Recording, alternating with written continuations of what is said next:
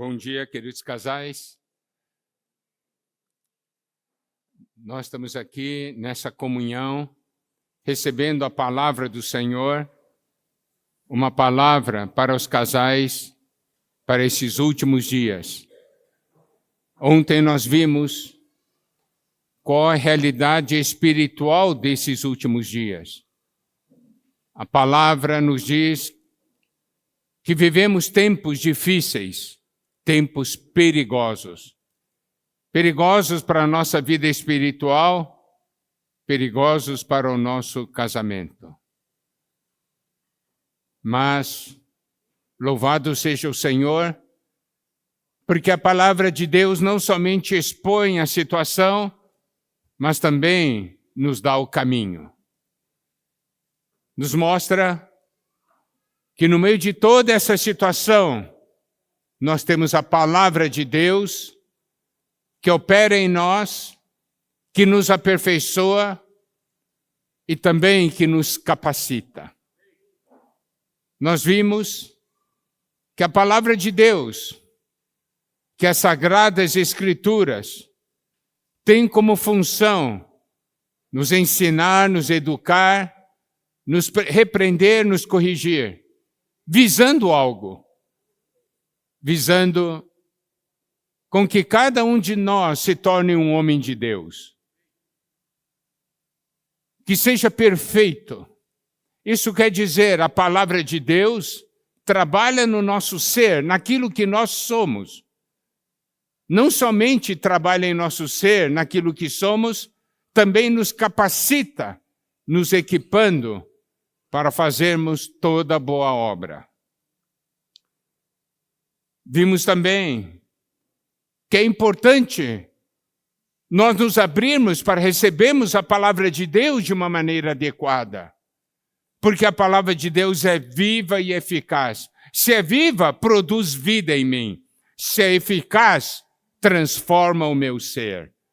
Consegue operar em minha vida.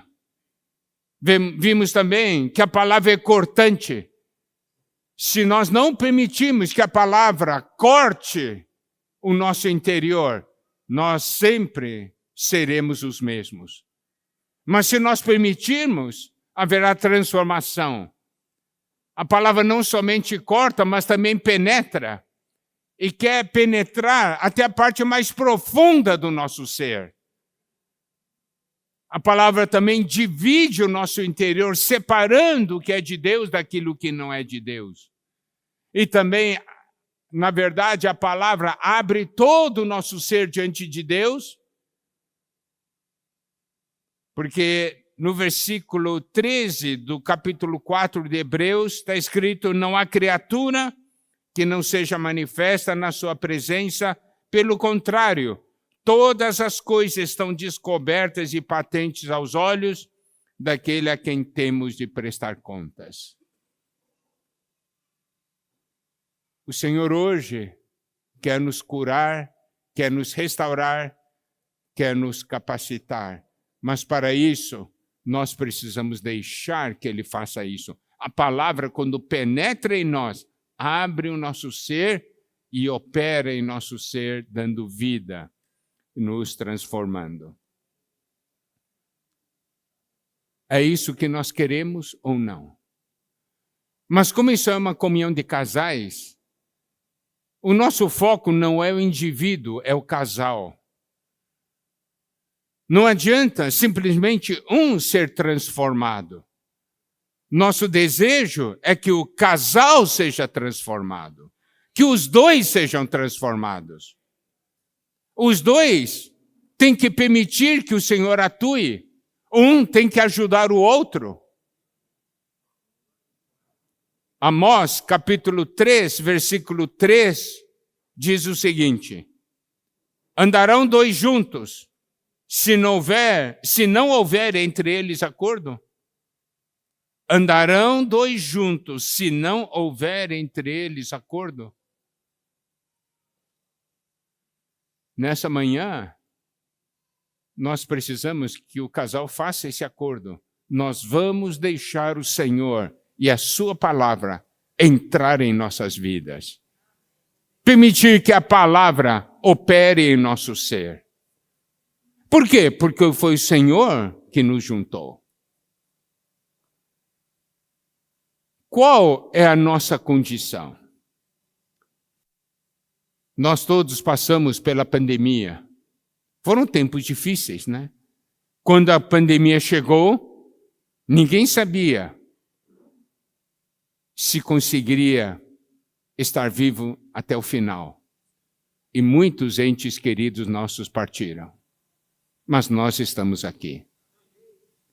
Agora, a pergunta é o seguinte: diante da pandemia ou diante das dificuldades do nosso dia a dia, diante das tribulações e conflitos, como é que nós vencemos as tribulações e os conflitos? Nós vencemos individualmente ou como casal? Todos os casais passam por problemas. Como vocês enfrentam os problemas? Cada um se virando por si só? Ou os dois enfrentam juntos? Ou, quando o problema chega, fica um acusando o outro? Qual é a realidade na nossa casa? Como que nós enfrentamos desafios do dia a dia? Sozinhos ou como casal? Realmente é algo muito triste que nos dias em que nós vivemos hoje, muitos casais não vivem em unidade. São simplesmente duas pessoas vivendo debaixo do mesmo teto. Sem comunhão, sem oração, sem realidade. E aí, nós passamos por dificuldades, sim, passamos tribulações. E quando nós saímos da dificuldade, nós saímos mais fortes individualmente ou nós saímos mais fortes como casal? Saímos mais unidos, mais edificados. Ou saem duas pessoas fortes, mas isoladas. Todos nós temos desafios, seja na área espiritual, seja na parte psicológica, seja na parte física. No mundo de hoje, como nós já vimos, as pessoas enfatizam o individualismo. Isso fomenta o amor a si mesmo, que é uma das marcas dos últimos dias, como nós vimos ontem na palavra de Deus. Estamos livres ou presos a nossos próprios conceitos?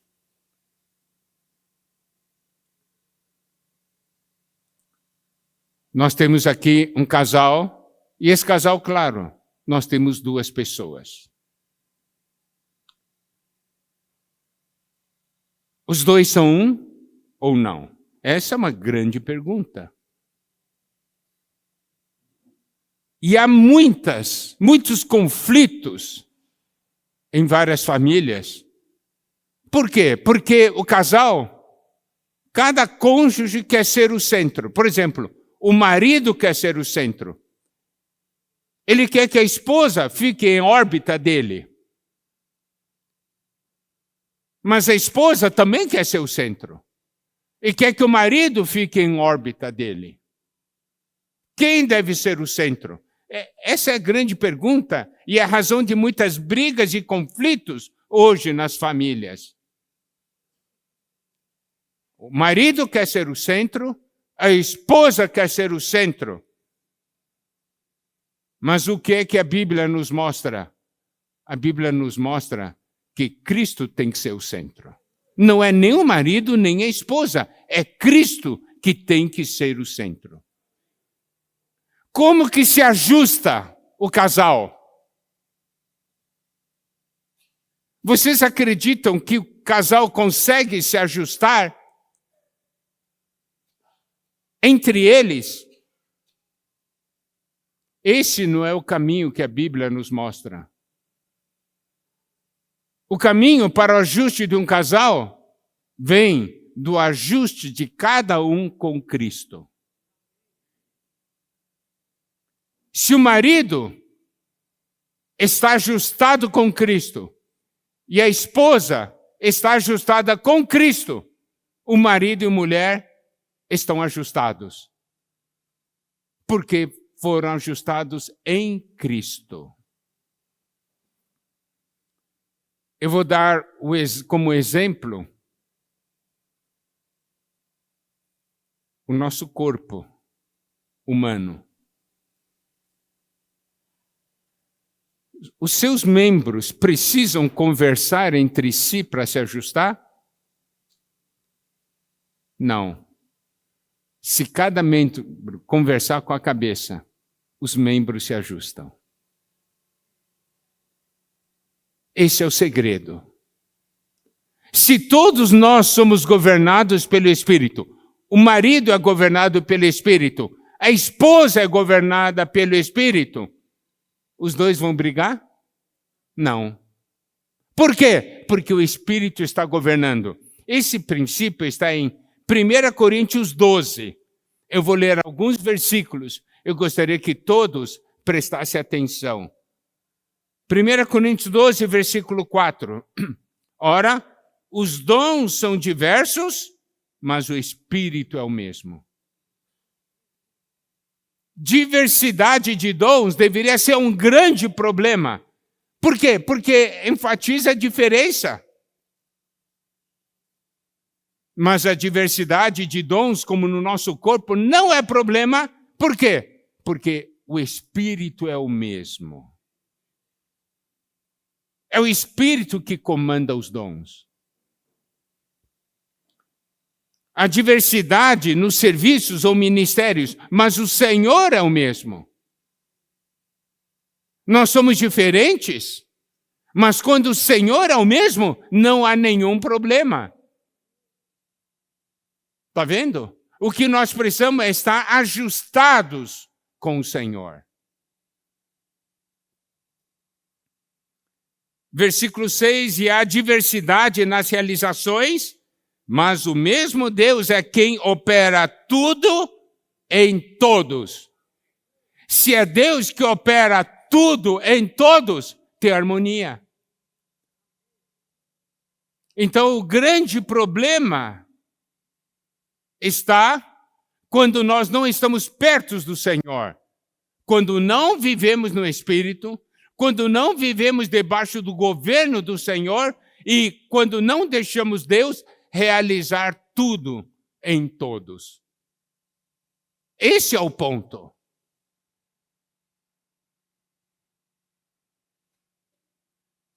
O casal está brigando. Eu sei disso, por quê? Porque eu dou muito conselho para casais. Muitos casais com problema no Brasil inteiro me procuram. E eu tenho comunhão com eles. Briga feia. Daí o marido fala comigo, acusa a esposa. E a esposa fala comigo, acusa o marido. Quando você ouve o marido, diz assim, a esposa está errada. Mas quando você escuta a esposa, diz o marido que está errado. Cada um tem as suas razões. Daí diz assim, você então, tolere, deixa, perdoa e tal. Adianta?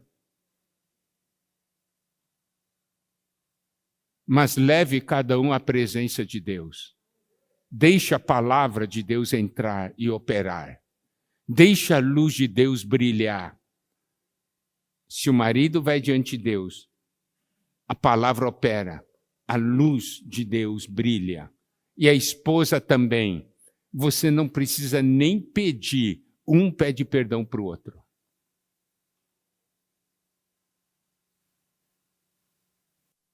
Vocês já tiveram esse tipo de experiência? o Senhor no seu interior diz: você está errado. O Senhor ilumina.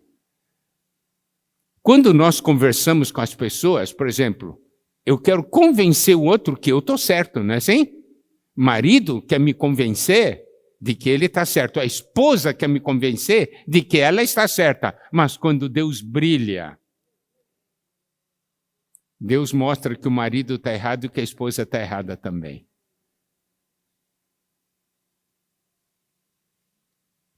E olha só.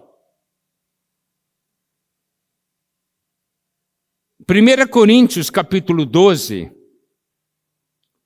versículo 18. Mas Deus dispôs os membros, colocando cada um deles no corpo como lhe aprouve. Deus é que os colocou juntos. Colocou o casal juntos. E Ele dispõe as coisas como lhe aprouver. Ele é Deus. Ele sabe exatamente a função e a porção de cada um. O versículo 24, a segunda parte de 1 Coríntios 12. Contudo, Deus coordenou o corpo, concedendo muito mais honra àquilo que menos tinha. Deus coordena o corpo, está vendo? O que nós, como membro, precisamos fazer é estar em comunhão com a cabeça, debaixo do governo da cabeça, e haverá harmonia.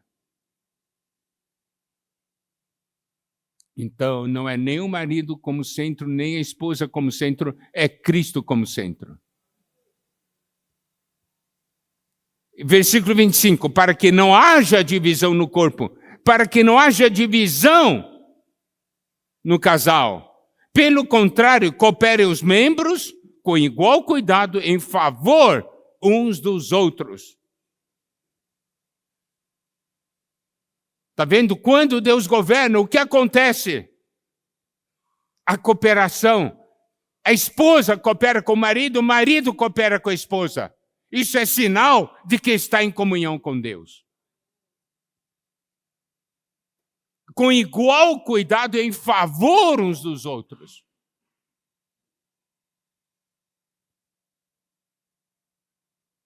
Versículo 26, de maneira que se um membro sofre, todos sofrem com ele, e se um deles é honrado com ele, todos se regozijam. Um só sentimento. Por quê? Porque os dois estão conectados com Cristo, que é a cabeça.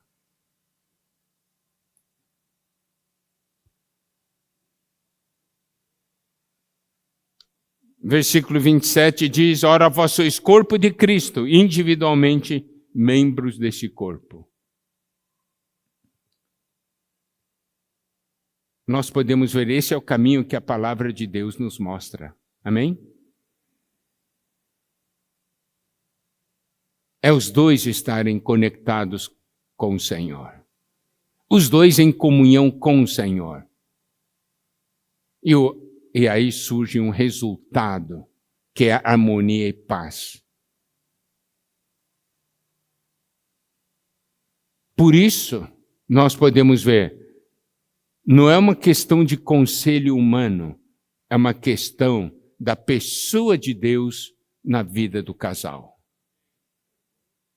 A importância da palavra de Deus, a importância da oração, é porque na oração que cada um tem com o Senhor, que o Senhor vai falar, que o Senhor vai iluminar.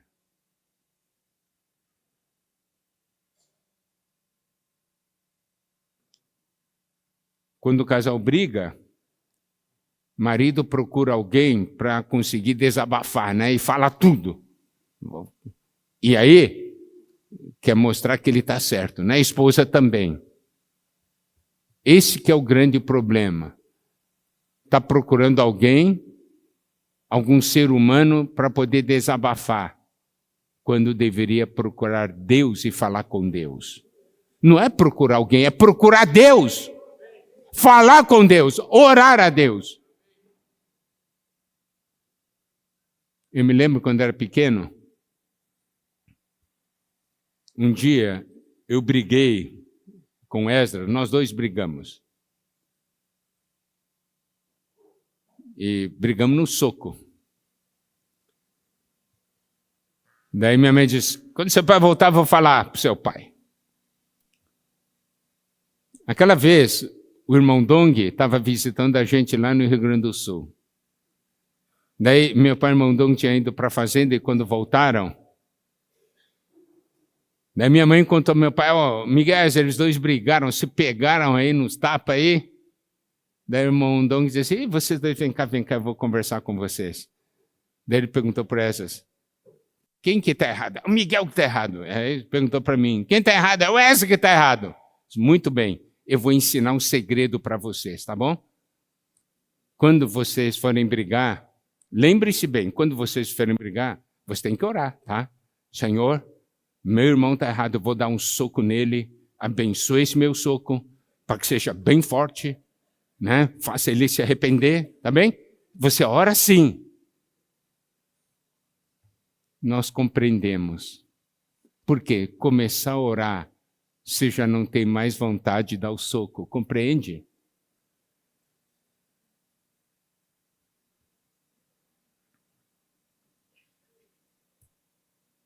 Agora, como o inimigo cria problemas para o casal, fazendo o casal se afastar de Deus? É só se afastar de Deus que os problemas virão. Imagina nós sem o governo de Deus. A separação, o divórcio, espera lá na frente.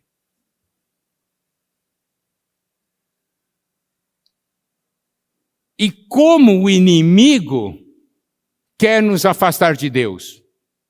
Como? Existem muitas maneiras, mas eu quero enfatizar um ponto que na primeira epístola de João nos é mostrado.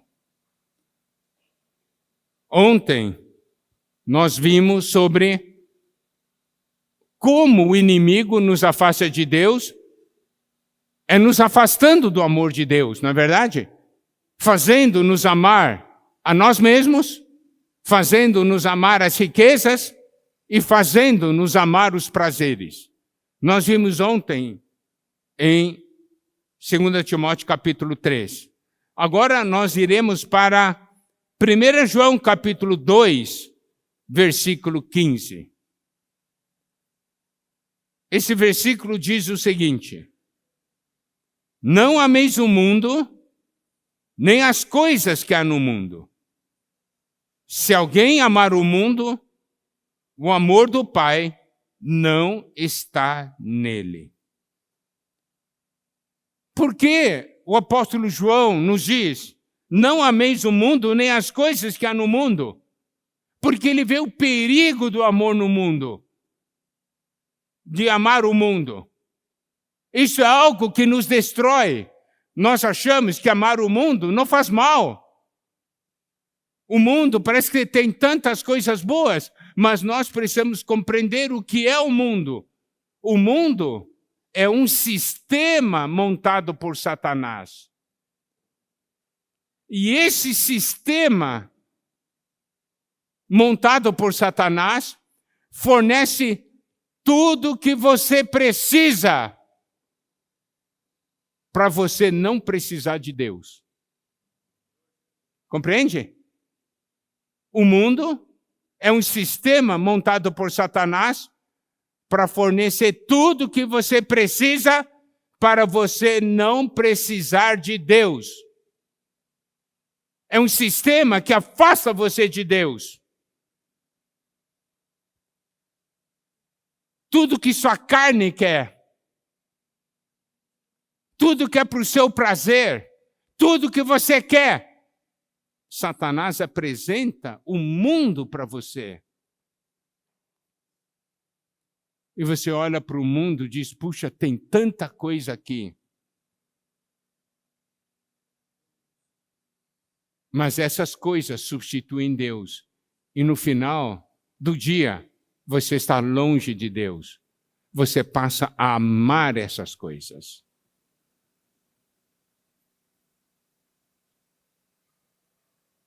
O mundo oferece tudo que a sua carne quer. Tudo que o seu ser caído quer.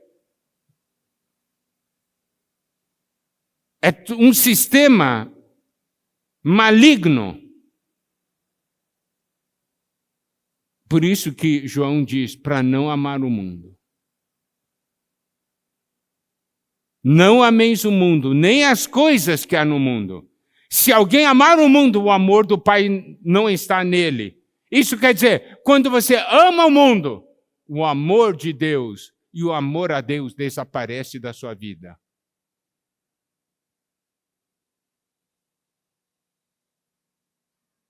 Você diz, eu ganhei muita coisa, mas perdei o amor a Deus. Compensa?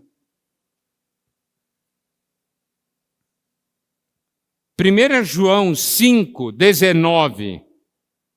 1 João 5,19 diz, sabemos que somos de Deus e que o mundo inteiro jaz no maligno.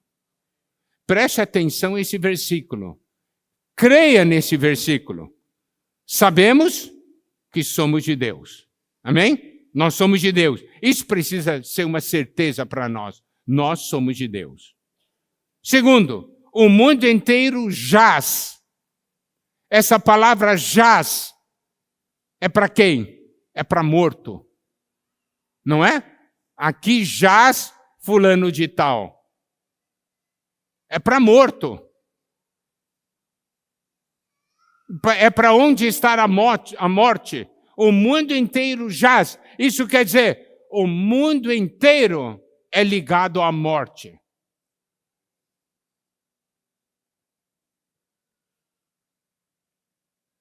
Jaz no maligno. Totalmente ligado com o maligno.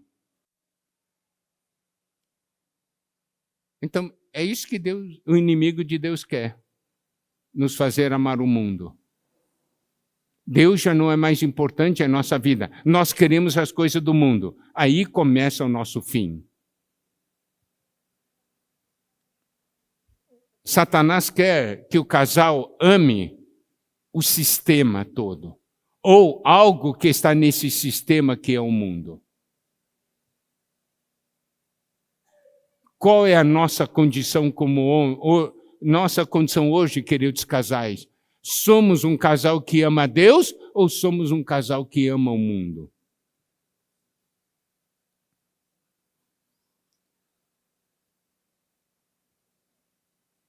Você sabe, o apóstolo João, ele toca nessa área específica, porque é uma área que ameaça a nossa comunhão com Deus.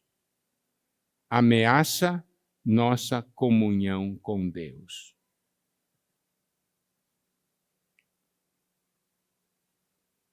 Qual é o pecado? É amar o mundo.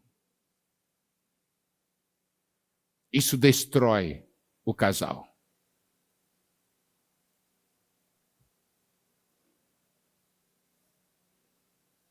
O mundo. O que o mundo quer de nós? O mundo quer de nós o nosso amor.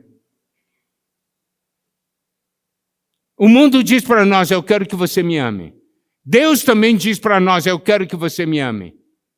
A quem nós vamos amar?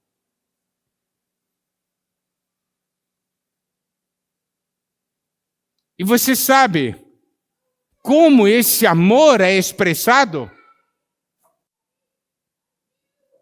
O amor é expresso,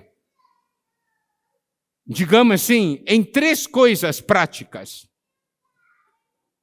Tempo. O nosso tempo é mais para Deus ou mais para o mundo? Eu não estou dizendo que, por exemplo, nós trabalhamos, né? Todos nós temos emprego, trabalhamos. Trabalhar não é amar o mundo. Trabalhar é algo para sobreviver, tá certo? Você pode trabalhar amando a Deus. Trabalhar é algo que precisamos fazer.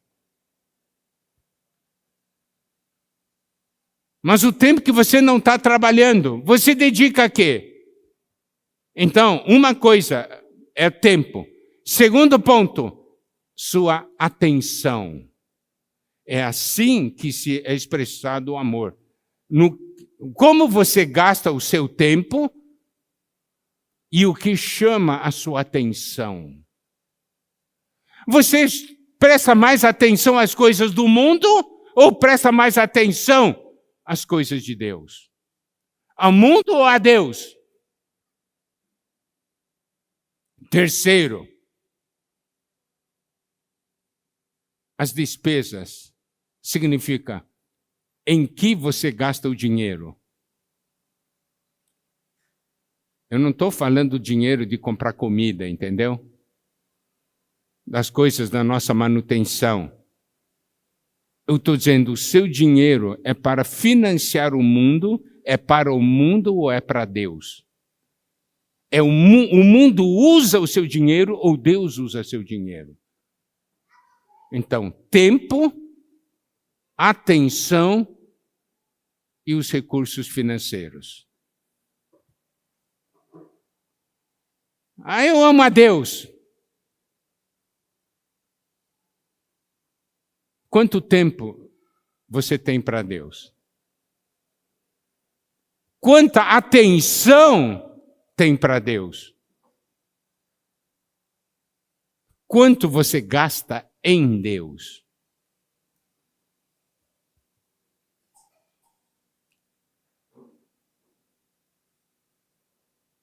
Se nós dedicamos nosso tempo, atenção e dinheiro para as coisas desse mundo, em vez de dedicarmos às coisas de Deus, isso mostra que nós amamos o mundo. Não é uma questão de boca, é uma questão de prática, de realidade. Esses 3 pontos. Tempo, atenção, dinheiro.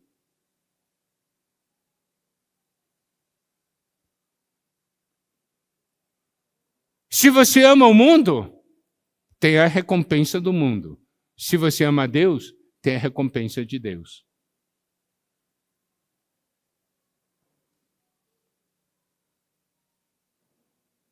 O mundo sabe como recompensar você. Para mantê-lo escravo. Para dizer, só eu tenho isso para te dar. Eu tenho algo que sua carne quer. Eu posso te dar. Deus nunca vai te dar. Mas sabe por que Deus nunca vai te dar? Porque isso vai te matar. Mas nós percebemos isso? Não percebemos. Como estamos nós, como casal, como família, nesse aspecto?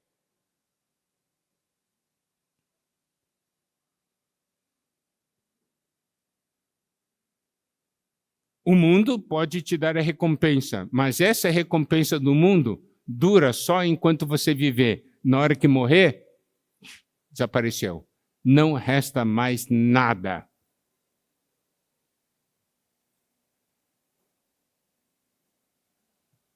Mas aquilo que é recompensa de Deus, você ganha eternamente. Nós estamos falando alguns princípios básicos da vida cristã. Por isso que a reunião dessa manhã é aberta para toda a igreja. Todos nós precisamos saber disso.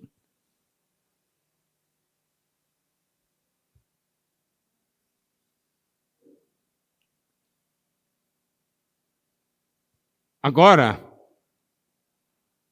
vamos ver como é que está o nosso coração, como casal, ou como um cônjuge. Nós nos sentimos em casa no mundo ou nós nos sentimos em casa no meio dos irmãos?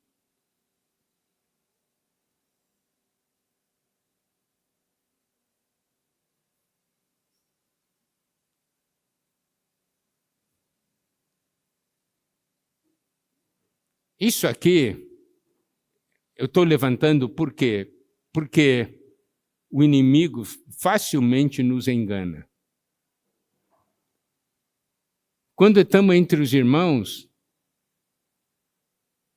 Muitos casais não funcionam. Mas só terminar a reunião, todo mundo funciona. Não tem alguma coisa errada? É porque quando termina a reunião, se sente em casa. Quando está na reunião, não se sente em casa.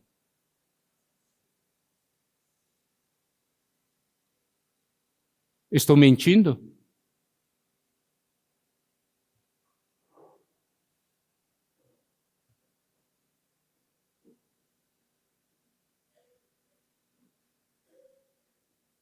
A palavra de Deus ainda diz assim: se alguém ama o mundo, o amor do Pai não está nele. São incompatíveis. O que é esse amor do Pai? É o amor de Deus, amor do Pai que habita em nós. E esse amor do Pai que habita em nós nos faz amá-lo. O que é do Espírito ama as coisas de Deus. A carne não ama as coisas de Deus. A carne ama as coisas da carne. O Espírito ama as coisas do Espírito.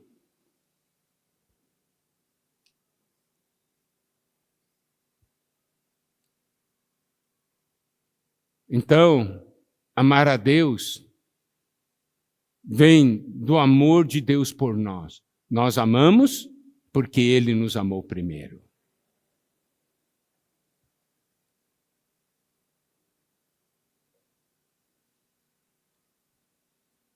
Daí, alguns dizem assim, mas nós vivemos no mundo, tá certo? Vamos ver o que o Senhor Jesus diz no Evangelho de João, capítulo 17, versículos 14 a 18. Diz assim: eu lhes tenho dado a tua palavra, e o mundo os odiou, porque eles não são do mundo, como também eu não sou. Não peço que os tires do mundo, e sim que os guardes do mal. Eles não são do mundo, como também eu não sou. Santifica-os na verdade, a tua palavra é a verdade. Assim como tu me enviaste ao mundo, também eu os enviei ao mundo.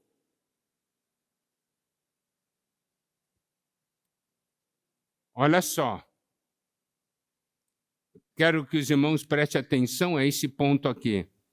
O Senhor Jesus disse, eles não são do mundo, como também eu não sou. Isto é uma afirmação clara. Nós não somos do mundo, como também o Senhor não é do mundo. O Senhor diz, não peço que os tires do mundo. Porque muitos pensam, já que o mundo está aí, para eu não amar o mundo, meu negócio então é ficar bem longe desse mundo. Vou morar numa caverna. Você pode ir morar na caverna, mas o mundo está no seu coração. Compreende?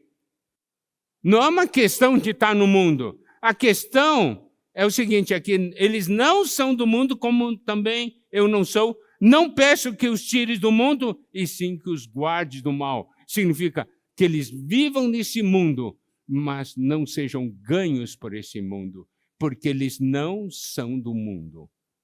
Aqui ainda diz, eu gostaria que os irmãos prestassem bastante atenção, não são do mundo como também eu não sou. Porque existem maneiras de não ser do mundo, mas diferente de como Cristo não é do mundo. Entendeu? Nós precisamos ser aqueles que não são do mundo, como também Cristo não é do mundo, do mesmo tipo de Cristo. Santifica-os na verdade, e a tua palavra é verdade. Aqui mostra que a palavra de Deus é que vai nos separar desse mundo. Porque o Senhor quer que nós estejamos no mundo. No versículo 18. Assim como tu me enviaste ao mundo, também eu os enviei ao mundo. Está vendo?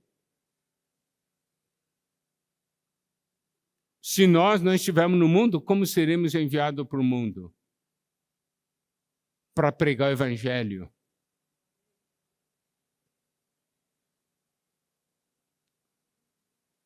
Então, olha a importância de não amarmos o mundo, a importância de amarmos a Deus.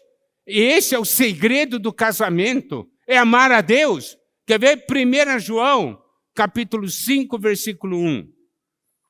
Todo aquele que crê que Jesus é o Cristo é nascido de Deus. Olha só, que maravilha! Você crê em Jesus Cristo e você nasce de novo. Você é nascido de Deus. E olha só o que vem depois. E todo aquele que ama ao que o gerou, isso significa todo aquele que ama a Deus, porque ele foi gerado de Deus, foi nascido de Deus, também ama ao que dele é nascido.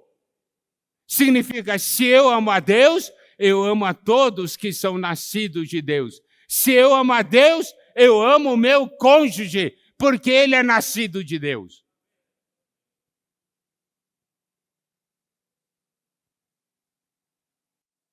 E olha, o versículo 2 de 1 João 5, daí ele fala pelo outro lado. Nisto conhecemos que amamos os filhos de Deus, quando amamos a Deus e praticamos os seus mandamentos.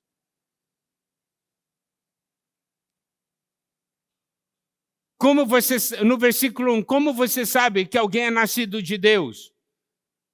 Aquele que é nascido de Deus ama a Deus e ama os irmãos. Ama todos aqueles que são nascidos de Deus.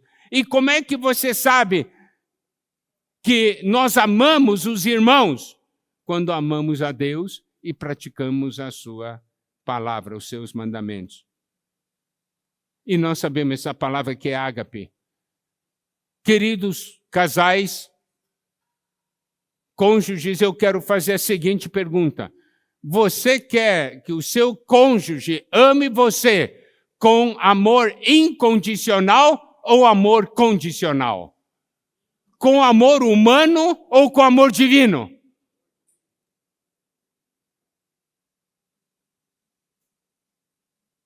O que você tem que fazer? Ajudá-lo a amar a Deus. Se ele amar a Deus, ele vai amar você. Com o amor de Deus. Ele vai obedecer a Deus. E Deus vai falar para o seu cônjuge, maltrata o seu cônjuge, maltrata. Vai falar isso? Não dá atenção ao seu cônjuge. Deixa para lá. Vai falar isso? Não vai falar. Quer que seu cônjuge te ame? Ajude a amar a Deus. É isso que a palavra de Deus nos diz, tá?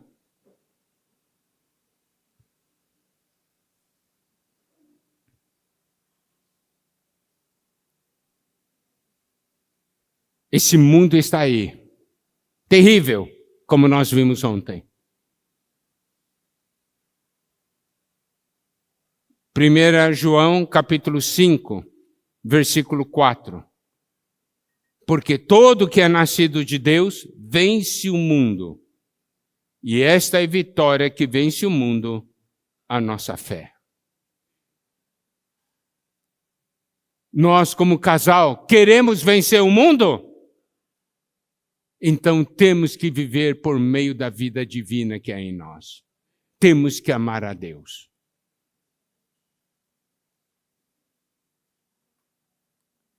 No versículo 5 de 1 João 5 diz: quem é o que vence o mundo, senão aquele que crê ser Jesus, o Filho de Deus? Tá certo? Porque quando crê que Jesus é o Filho de Deus, é salvo, ganha a vida de Deus. Ganha a vida de Deus, ama a Deus. Se ama a Deus, ama o cônjuge. Voltando para 1 João capítulo 2, vamos ver o versículo 16.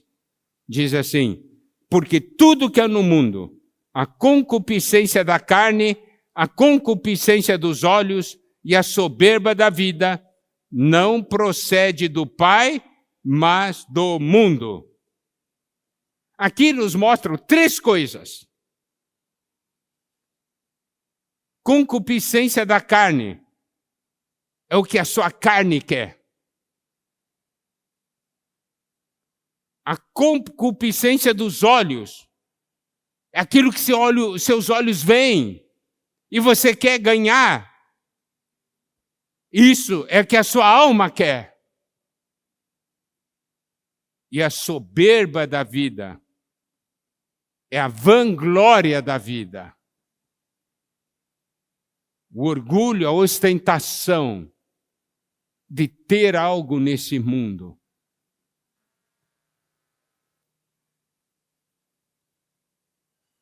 O mundo vem para satisfazer a concupiscência da carne, a concupiscência dos olhos e a vanglória da vida. Isso quer dizer, o que o mundo oferece para você? O que a sua carne quer. O que o mundo oferece para você? O que os seus olhos querem.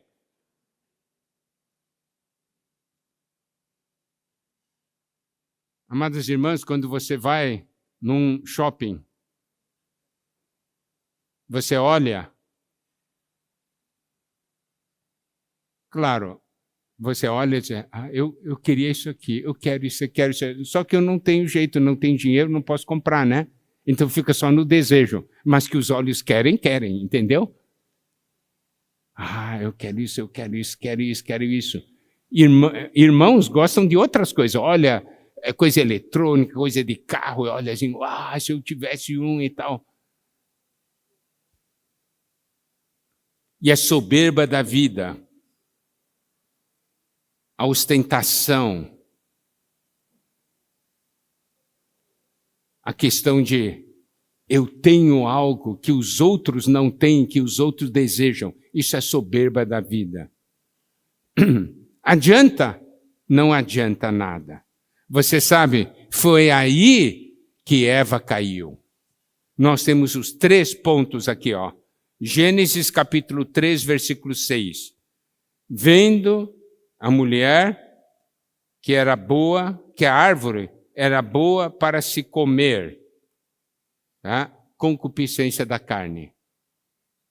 Eu quero comer isso. Agradável aos olhos, concupiscência dos olhos. E desejável para dar entendimento é a soberba da vida. Eu quero ser alguém que sabe mais do que os outros.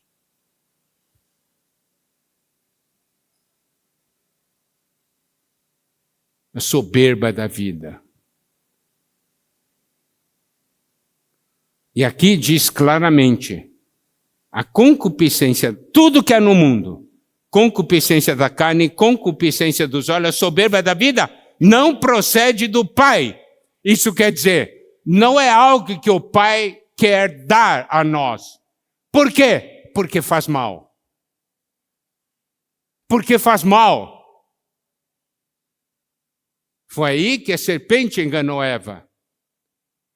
Ele fez com que Eva acreditasse que Deus era ruim, não queria que eles comessem da árvore do conhecimento para impedir que eles fossem igual a Deus, entendeu?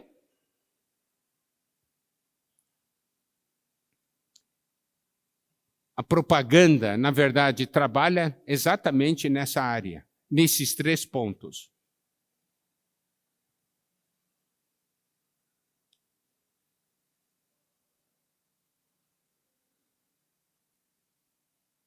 E isso a palavra de Deus disse claramente, isso não vem de mim. Queridos casais, lembre-se disso. Quando vocês quiserem fazer algo, lembre-se, isso vem ou não vem de Deus? Ou isso vem do mundo? Você acha que essas coisas não nos influenciam?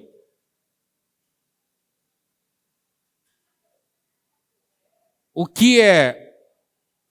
Cada um de nós tem um conceito sobre certas coisas, um padrão, né? Para você, o que é o padrão de sucesso? Para você, o que é padrão de um bom cônjuge? O que é um bom marido e uma boa esposa? Para você,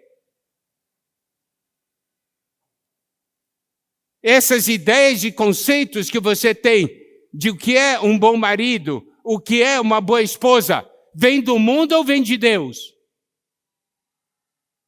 Baseado nisso, nós podemos ver quanto nós somos contaminados, ou já estamos contaminados.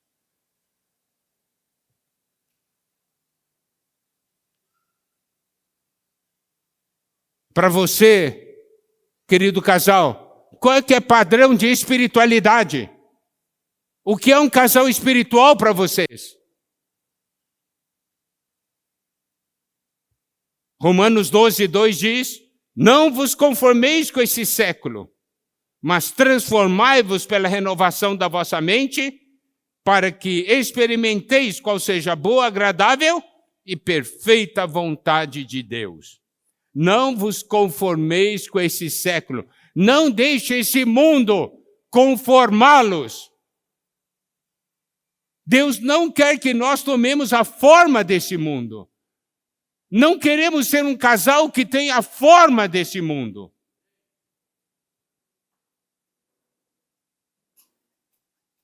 As coisas do mundo são contra Deus. Nós não somos contra Deus. E não aceitamos as coisas que são contra Deus. 1 João, capítulo 2, versículo 17 diz: ora, o mundo passa bem como a sua concupiscência. Aquele, porém, que faz a vontade de Deus, permanece eternamente. Aqui, João nos dá uma palavra de advertência. Lembre-se, o mundo passa. Um dia tudo isso vai passar. Essa concupiscência passa também. O que você quer vai passar também.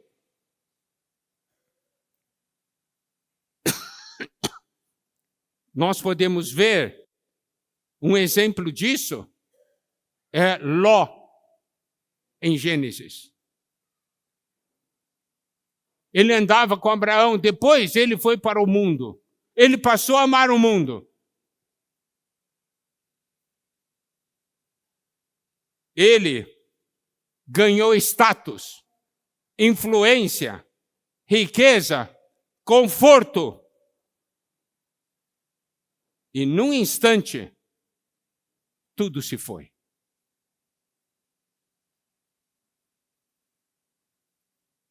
E esse versículo diz: o mundo passa, bem como a sua concupiscência. Aquele, porém, que faz a vontade de Deus, permanece eternamente. Por que permanece eternamente? Porque ele não permanece no mundo. Ele é alguém que não permanece na concupiscência, ele permanece em Deus. Ele habita em Deus. Ele não habita no mundo, nessas coisas do mundo. Habita em Deus, por isso que habita, permanece eternamente.